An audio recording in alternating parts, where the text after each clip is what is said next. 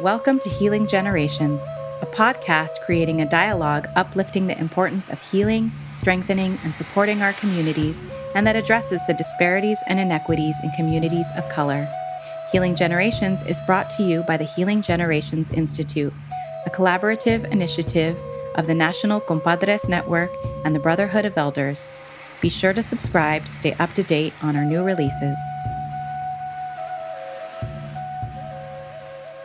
Welcome to the Healing Generation podcast. My name is Ariel Jimenez, and I will be your host for today's segment.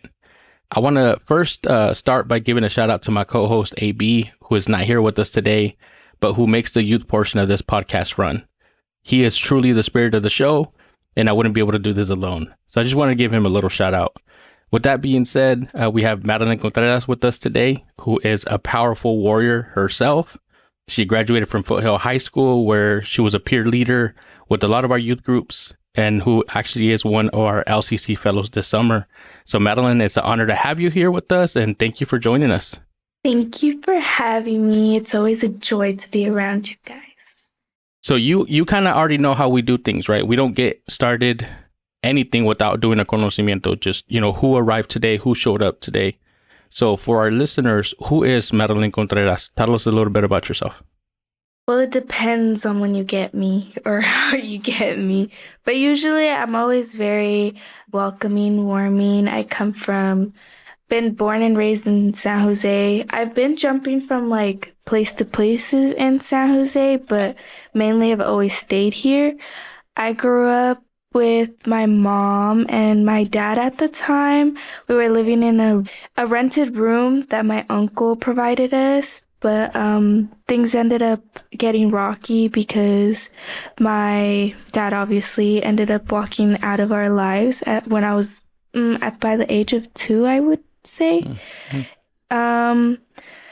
I have an older brother named Edgar. He's 24. He's turning 25 in December. I've always had kind of a rocky relationship with him because he's always had, I guess, substance abuse problems.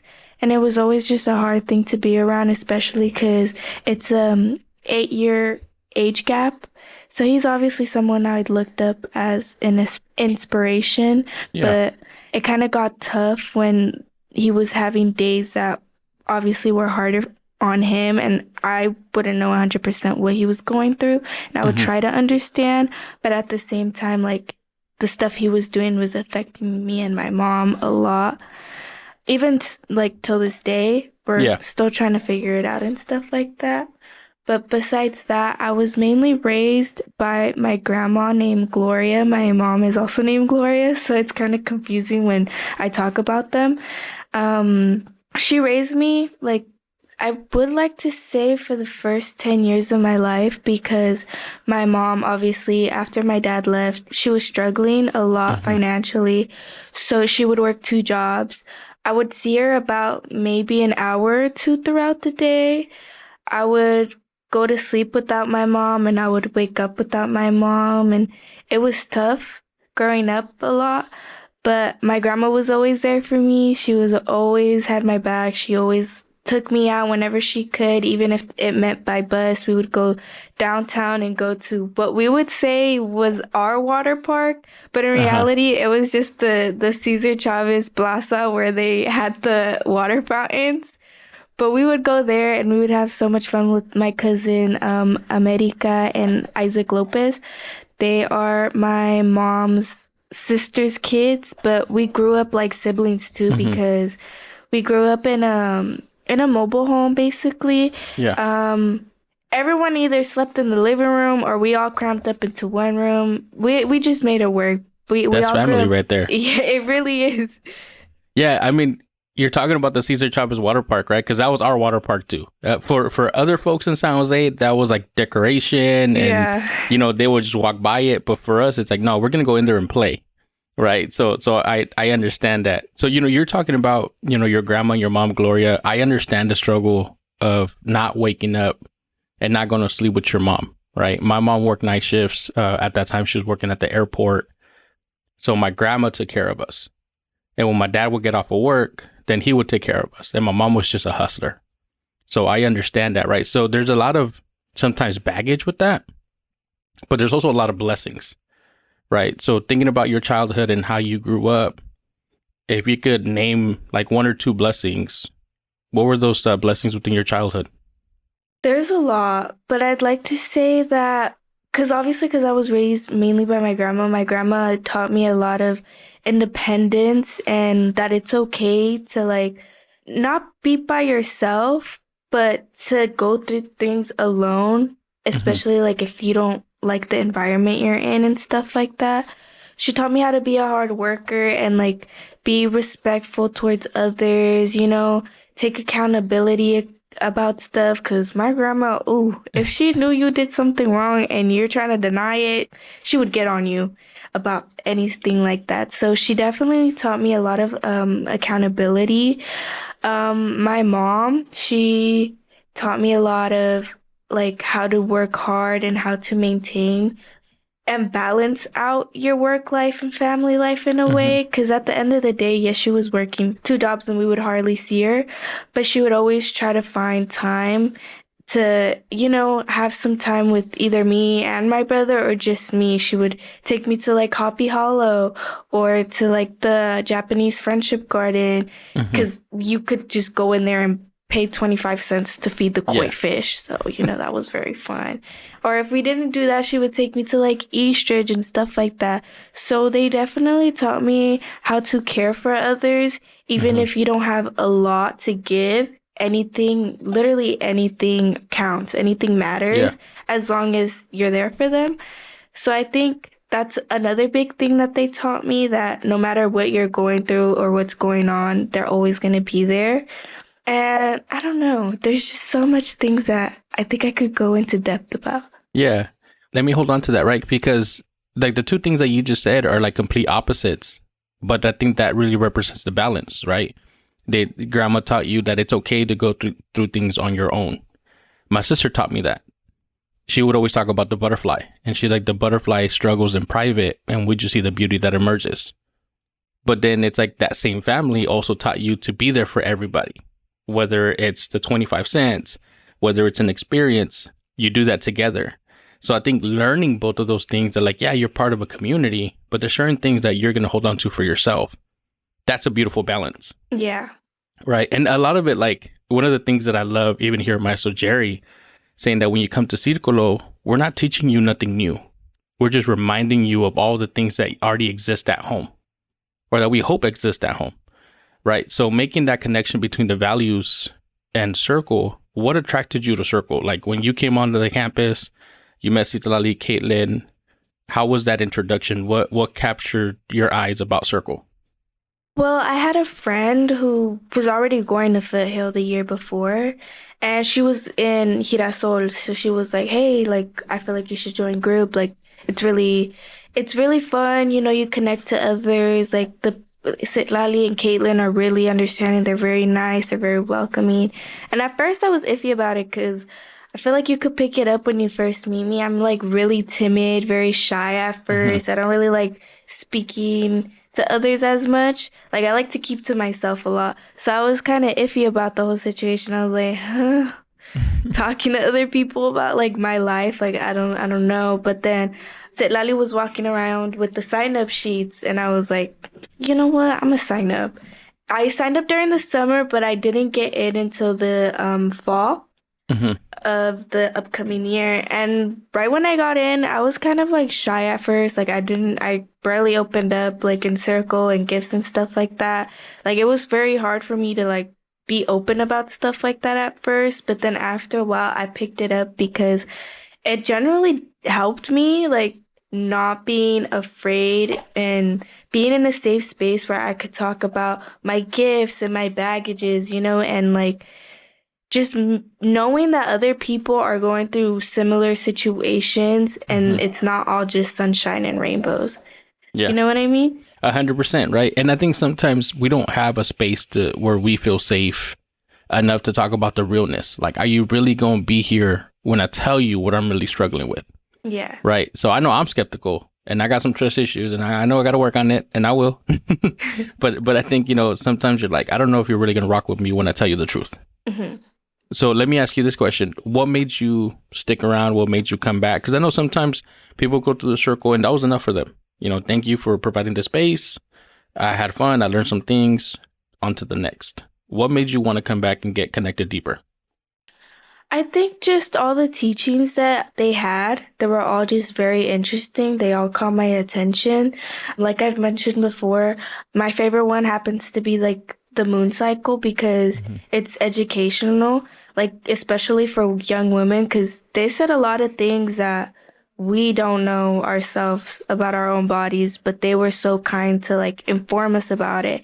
And I feel like that's what connected me a lot, that they weren't afraid to talk about the things that we actually needed to remember or learn about in general. And that stuck with me. So that's why I stuck around a lot, because you guys just said the realest stuff ever. You guys teach the realest things ever. And I feel like a lot of people need more of that, especially nowadays, because I feel like everyone's just getting lost in what's going on in the world right now. That teachings like this, like, would literally ground us to where we come from and who we are. 100%. And I think that's important, right? Like some of these conversations that we wish we would had, especially me when I was younger, like I wish I would have had those conversations. I remember Yesenia coming to the boys group and said, we got to put you all through the moon cycle conversation because you're also connected to women. You got a mom, you have a grandma, you have sisters, you have a partner. And she started naming all the people we're connected to. And then she put us through that teachings. And we were like, we didn't know it was a ceremony. We didn't know it was a sacrifice. Like we were taught all of the wrong things to say, no, we got to distance ourselves during that time of the month. No, you're going to act a certain way, instead of saying, no, I got to be in connection with you. And how can I be of service to you while your body's going through the ceremony? Right. So even for us young men at the time, it was like, we needed to hear that. Fast forward it to this summer. What are some things that you're looking forward to? Part of this fellowship, you're one of our youth fellows. That means you went through Girasol, you did Joven Noble, you're now on a paid internship. What is it that you're hoping to gain out of this experience? I guess like to see what you guys do, because like you, Ariel, Caitlin, Mario, Sitlali, all of you guys, like what you guys do to put into this teachings, that's what I really want to learn about it too. Because if I could do this for the rest of my life, I would. Because it's such an amazing experience. You guys do a lot of great things for youth and just in general. Because I know you guys also do this for like adults. So I just know that you guys are helping out the community so much. And I did this last year too, like the summer internship as well. I did it last year and it helped me a lot, like to view the behind the scenes. So the upcoming year when I did Girasol after the internship, it just made me view everything kind of differently. Like I knew and felt how much thought went into everything. So it made me appreciate it a lot more than before. Not that I didn't before, but it just, I just picked up more of the sentimental stuff that went into it. Like earlier today when you were teaching me about like the meaning behind the bracelets, because I didn't really understand the meaning. I was like, hey, why don't the girls have any stuff like that? But then you broke it down and you were basically just telling me the history behind it. Like that's the stuff I want to get out of this internship. Just learning more of the background stuff on everything. Yeah. And I think that's important because a lot of the times in our communities, we don't get explained things. Like I remember even seeing my mom burn the tortilla and the comal, and I would ask, well, Mom, why is that? And she'd be like, oh, pa que no se peguen las tortillas. She wanted to even out the heat. And I remember when I heard Mario tell the story of him and his mom and how he ran back to his mom and was like, no, this is actually a spirit plate. And when I went back and told my mom, she's like, yeah, I know. I've always done it for that reason. We offer it up to the ancestors. They get the first food and then we get the rest. And I'm like, why did it take you 20-something years to explain that to me? So sometimes we do things that are traditional, but sometimes we don't know the meaning behind it. And I think, you've been connected with these last 2 years. You got to see behind the scenes. You got to peek behind the curtain. And there is a lot of intention. Like I remember when I would come when I was younger to the groups, I didn't think somebody was prepping for me to arrive. I didn't think someone had already spent hours of even setting up a room so that I could feel welcome. And once I learned that, then that allowed me to appreciate it more at a different level. You know, so I do appreciate you acknowledging that and then having that level of awareness. Of course, you always have to, especially when you see how much love and care and thought that they put into it. Like, even not knowing what went on behind the scenes, just like the energy that you guys would feed off. It was just like you had to pick up stuff like that. Mm-hmm. Yeah, energy is important. You walk into a room, you know what went on before you arrived. And even if you don't know what went on, you can feel it. What was it about the circle room at Foothill? If you could pinpoint one thing that allowed you to identify it as safe, because earlier you said it was a safe space. Mm-hmm. What made it safe for you? I feel like how easy it was for everyone to, just come up with their gifts and baggages. Not that everyone did, but everyone still took their time to sit there and think about it. Even if it took a minute or two, they still took their time to think about stuff like that. And that really, like, I don't know, it caught my attention a lot because usually I'm like, I don't want to talk about like baggages or gifts, and everyone there was just so open about it, and Citlali and Caitlin were never like forcefully putting it upon you to open up about stuff like that. But every girl there did.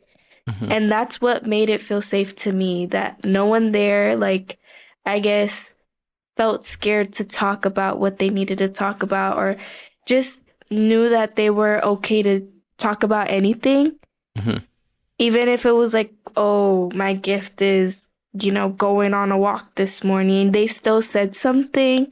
And I don't know, that just kind of hit me in a way, like, oh, I need to get into depth about things too. Mm-hmm. So when I would come into circle, I would be excited to come up with my gifts and my baggages. Even though baggages are baggages, it was still coming in and knowing that I would be listened to and heard. It felt nice. Yeah. I have a Baba Charles that every time I see him, I said, nice to see you. And he says, it's good to be seen. Right. And I love that because I don't think we get seen in every space. So that's important. In that space, I think even the check-in, talking about your baggage is healing. Ozzy Cruz always says, like, what's shareable is bearable. And that allows our healing journey to start. When you started hearing about healing and when you started your healing journey, how would you describe that to people who don't have a connection to healing? Like, what does healing look like for you? Healing is a lot of forgiving. I feel like it's coming to terms that things happen for a reason. You can't just like hold grudges or, have so much resentment on life in general. Because at the end of the day, I believe in God, obviously. Other people may believe in other things, but I feel like everything does happen for a reason. And healing to me is always going to be that way, just to coming to terms on everything will fall into place. What needs to happen to you is going to happen to you. It's all a learning experience, but I feel like you won't pick up on that or you won't understand that until you come to terms with it. Because I feel like everyone has so much hatred for what's going on in their life and what they're going through. And they're just like, oh, I hate life. And I feel like because they hold so much resentment about it, they don't heal. Mm-hmm. They don't want to move past from that. Instead, have the mindset, well, okay, this happened. Obviously, I'm upset, but now I have to move on from it. Come to terms with it, come to peace with it in a way, and just keep walking. Mm-hmm. It's like stepping on a rock when you're going on a walk. You're not just gonna stop there. You're gonna, walk over it and keep on walking to the path you want to go to. Mm-hmm. Talking about walking, because I love that you said, it is forgiving. We hold on to things that sometimes don't even belong to us. But you just talked about walking, and I think a lot of the times, even though we might feel alone, we're not walking alone. who is someone that has walked with you in your healing journey or just your personal journey that you want to, lift up right now? We always talk about giving flowers. Who is someone that has walked with you in your journey that maybe held you even when you weren't able to hold yourself? Who is that person for you? I like to say that it's my grandma a lot, because even though like I was being rebellious, like at my worst at times throughout high school, she always found a way to see the better side in me. She didn't care for what, like, the little remarks my mom would say about what I was doing and stuff like that. To her, I was always like her baby. Yeah. To her, I was like her youngest kid in a way. And she just always found a way to make me feel better. If she knew I was upset, she'd come by and she'd like mention something about me, like, "Oh, you look so beautiful today. You seem so happy today." Or, "What's wrong? Like, do you need to talk? Like, you could always talk to me. Don't feel scared to talk to me." She just always came off very reassuring. And she never made it hard for me to come to her when certain things would go on. Like with my mom, it was a little harder because since I didn't really grow up with her most of my childhood, I didn't really have that connection with her. But with my grandma, I did. It was easy for me to talk to her about what I was going through at school or with my friends or even with my brother and my mom. She'd understand because she's seen me grow up and she knew the person I was deep inside, and she never let all my actions get in the way of her vision of me. And I always respected her for that, and I love her so much for that, because I know a lot of people around me did have the tendency to hold those things against me or just look at me a different type of way because of it. But she never did anything like that. She was always by my side, and she always made it aware that she was. And that's something that I actually really enjoyed about her, because a lot of people might be in your life and like will be right there, but they never make it known. She did. She always made it aware that she was always by my side and that she was never going to leave my side. I mean, I stand by the comments that I said, that if we want to get rid of violence in high schools, we need grandmas at every high school. We really do. Because they will love on you, but they will also check you. Yeah. Like, they have a good way of doing that. My grandma did that with me all the time. And the following question is, when did you realize you were sacred? And the reason why I want to ask you that is because my grandma taught me I was sacred. Because just how you were saying, if I came home with an award, she would see me, she would acknowledge me, and she would love on me. If I came home when I got suspended, she wouldn't reward me, but she would acknowledge me and still love on me. And still it came with that regañada, but she was the one that always reminded me that I was sacred. So asking you, when did you realize you were sacred?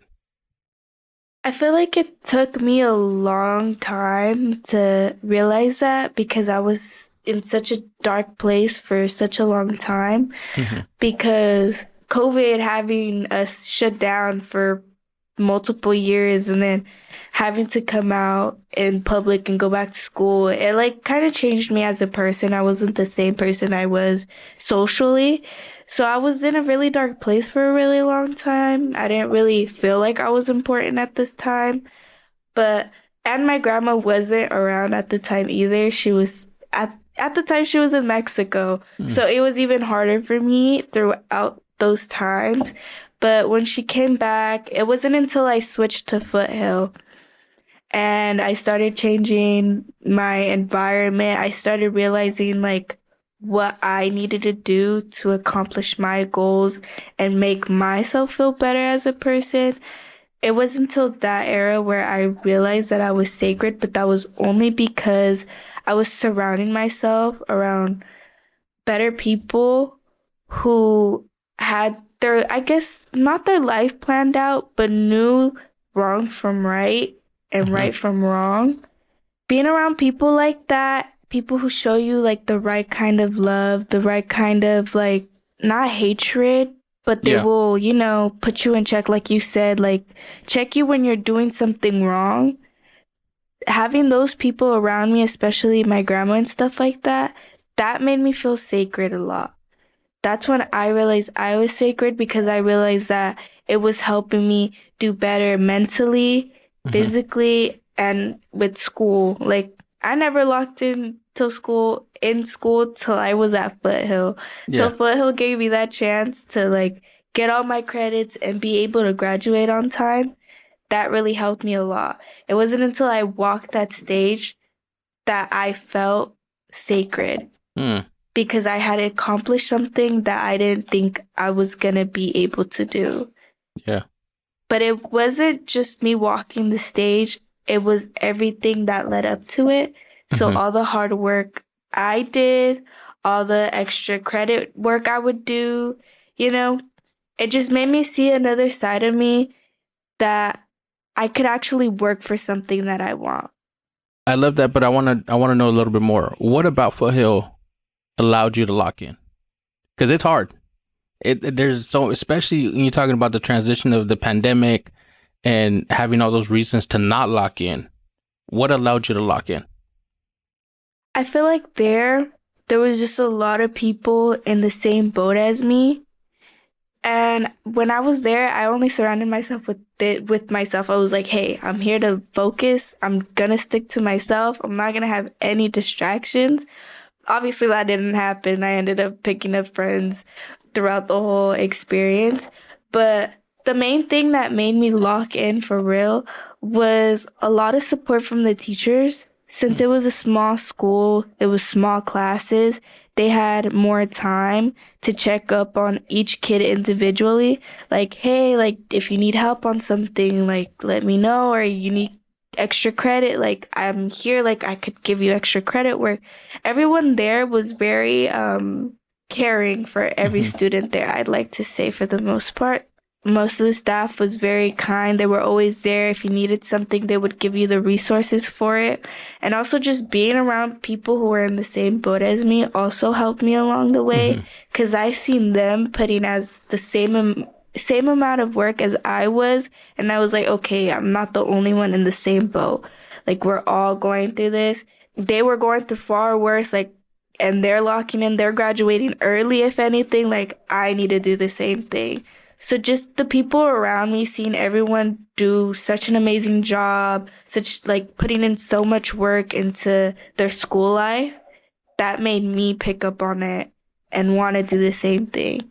And then you got it done. So I do want to say, congratulations on that. We were there to celebrate you, and that was beautiful. Seeing y'all, give your speeches and cross that stage, hands down, congratulations, because you did that.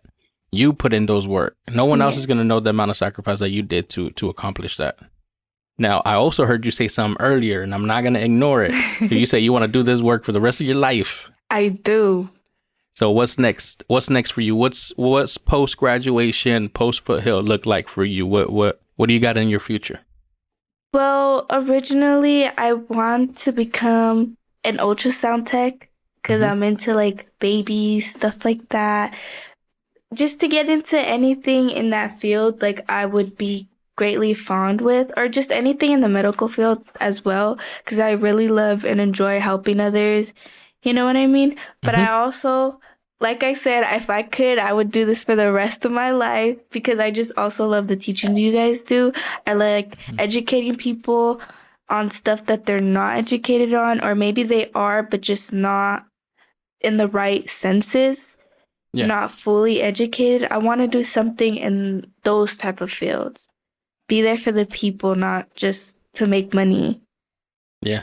So if Citlali, Caitlin, or Mario's hearing this, there's a proposal right there. You got to hire her. I'm taking it. We need you. We need you. Here's a question, and I was saving one of these questions for the last, because you may not know this, but this is AB's favorite question. So because it's his favorite question, I never get to ask it. This is my only time I've ever asked it. But if you had a mic and a stage and could put light on one issue, what would that issue be? For me, as of right now, it would have to be how people who are struggling financially are treated. Especially nowadays, they've always been treated like poorly. But now how our economy is and politically where we're at, it's just gotten worse and downhill. I feel like a lot of the times, like, we're getting neglected for the wrong reasons. We're Mm-hmm. getting neglected because others want to profit and make money, but they're not looking out for the people who are struggling in the streets, who are struggling to just pay their rent. They're working a minimum wage job, but a minimum wage job isn't fulfilling their whole life salary, I guess you can say. It doesn't even make it for rent, let alone food. Yeah. And I would like to advocate on that, especially because of all the resources that are being taken away right now, like Medicare, food stamps, all that stuff is getting taken away because the rich want to profit on the poor. Mm-hmm. That really sits with me the wrong way. I don't like any of it, especially what's going on in Palestine. Mm-hmm. That also hits home a lot because no one should ever be treated that way. At the end of the day, we're all human. We were all created the same way. And I don't think we should be treated differently because of our incomes, because it should have never been that way. All of that real 100%, right? You talk about Palestine, the folks there being like they're trying to survive a genocide. Yeah. They're eating sand. They're starving. Yes. Right? And then you bring it home here and the people that are under attack, and they could claim whatever narrative they want. They're not hardworking, they're lazy, they're this and that. We know our people and we know what they deserve, and they deserve better. Simple as that. Right? Now, speaking of that, right, moving that forward, if you were to speak to the future generations that are going to be the future leaders that can maybe address some of those issues, what advice would you have for that next generation? Not to stand down, because I know there's going to be like a lot of hate and a lot of interference, because like I said, some people, evil people, are very powerful, but they should never let that get in the way to stick to what they believe and what they stand for, because a lot of people will try to knock them down throughout the whole way.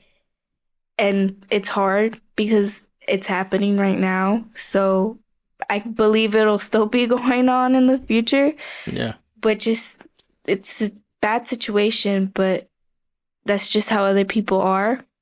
That's what I would say. Also, just making sure that they do a lot of the research that they need to do, not go into that field uneducated. I feel like everyone should be very educated when they try to bring up topics like that or try to advocate for it. Just learn more about it, go back in the history books, see that it's been going on for years, decades, centuries, and it still hasn't been solved in a way. I feel like if they do enough research and stuff like that, they'll be able to get their point across to more people, at least. Not to everyone, but to more people. Yeah, I think we could definitely learn from the past, because the past keeps repeating itself.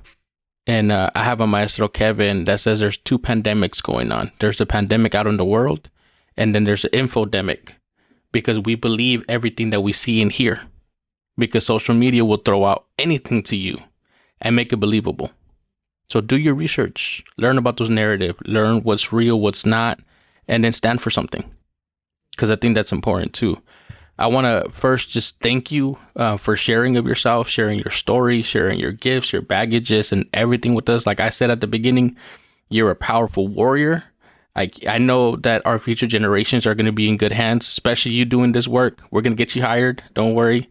I'll make sure Citlali hears this.